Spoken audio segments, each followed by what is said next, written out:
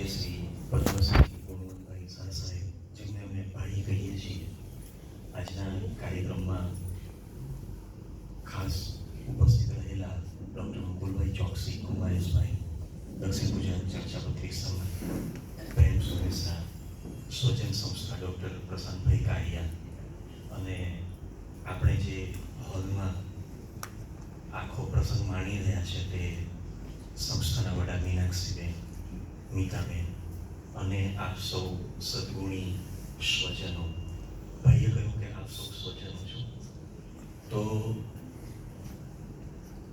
ગાંધીજીના ગયા વર્ષે 2 ઓક્ટોબરે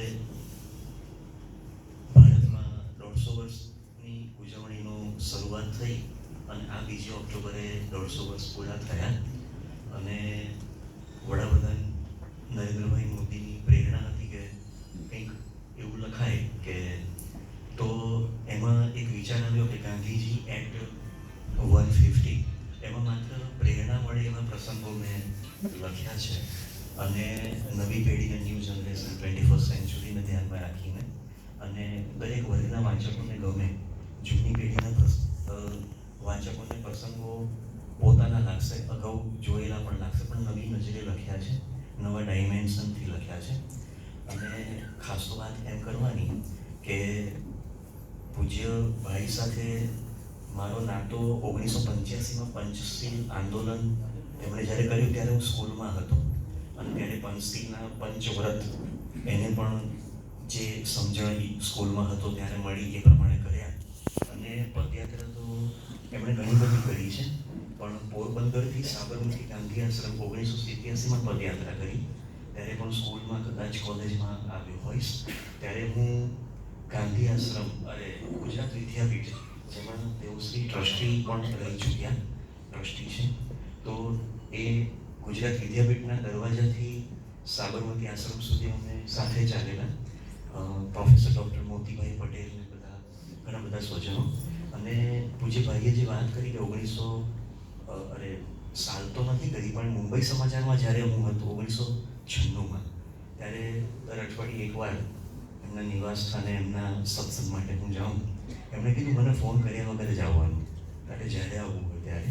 પણ એમની સાથેનો વર્ષોનો નાતો, અને ગાંધીજી આપણા એક આઈડોલ છે, આપણા એટલે આખા વિશ્વના આઈડોલ છે, કે ગાંધીજી એક શબ્દ આવે ત્યારે સમગ્ર વિશ્વ એક અલગ ફિલિંગ્સ, અલગ ઉર્જાનો અનુભવ કરતા હોય છે.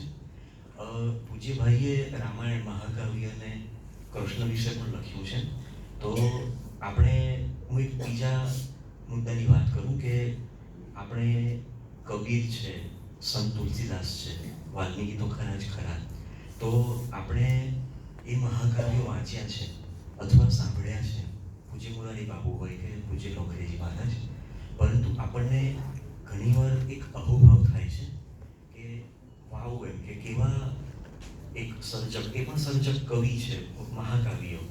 તો મને એમ કહેવાનું મન થાય છે કે આપણા કદાચ બાપદાદાઓ, જે પૂજ્યભાઈએ કીધું કે હું વહેલો જન્મ્યો હોત તો ગાંધીજી સાથે આ વાતની મેં ચર્ચા કરી હોત, પરંતુ આપણે એવું સાંભળીએ કે આપણા બાપદાદાઓએ આઝાદી સમયે કદાચ ગાંધીજીને જોયા હોય કે એવું આપણે સાંભળીએ છીએ.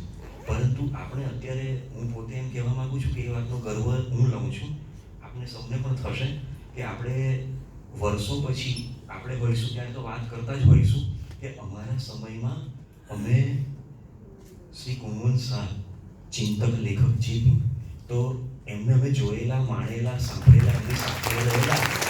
અને પછી જે જન્મ થાય છે તેનું મૃત્યુ થાય છે, પરંતુ આપણા મૃત્યુ પછી આપણા કોઈ સંસ્મરણ હશે. હવે તો સેલ્ફીના જમાના, ફોટોગ્રાફ્સના જમાના, તો આપણા પછી આપણી નવી પેઢી હશે તો એ લોકો પાછા ચર્ચા કરશે કે જે ગુણવંત શાહ 150 વર્ષ પહેલાં થઈ ગયા, ત્યારે કોઈ પાછું આવું પુસ્તક પણ લખશે કે ભાઈ ગુણવંત @150.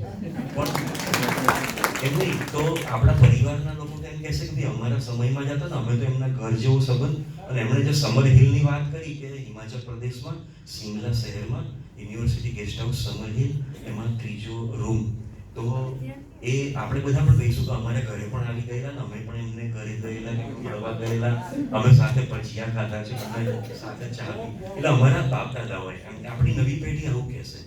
તો એક ગર્વની વાત છે. આમ સામાન્ય રીતે કોઈ અભિમાન ના કરવાનું હોય, પણ એક ગર્વની વાત છે કે એ આપણા વચ્ચે છે અને આપણને સૌને માર્ગદર્શન, લેખન, સાહિત્ય, કટાર લેખન, વ્યાખ્યાન વગેરે દ્વારા આપણા સતત સંપર્કમાં છે. એટલે આપણે એમની સાથે હોઈએ કે ના હોઈએ, તો એવા હજારો લાખો વાચકો ચાહકો પણ ખરા કે જે લોકો એક ગર્વ કરતા હશે અને આજે તેમનું જે પુસ્તક તેઓને એમની એક સૌમ્યતા અથવા તો એક આપણે અંગ્રેજીમાં લો પ્રોફાઇલ કે મારી વાત નથી કરવી, પણ તેમનું આ પુસ્તક જે નવજીવન ટ્રસ્ટ, જે ગાંધીજીનું આપણે સ્થાપિત ટ્રસ્ટ છે, તેમણે આ પુસ્તક પ્રગટ કર્યું છે ને એ આજે સાંજે 5 વાગે લોકાર્પણ થશે બારડોલી સ્વરાજ આશ્રમ.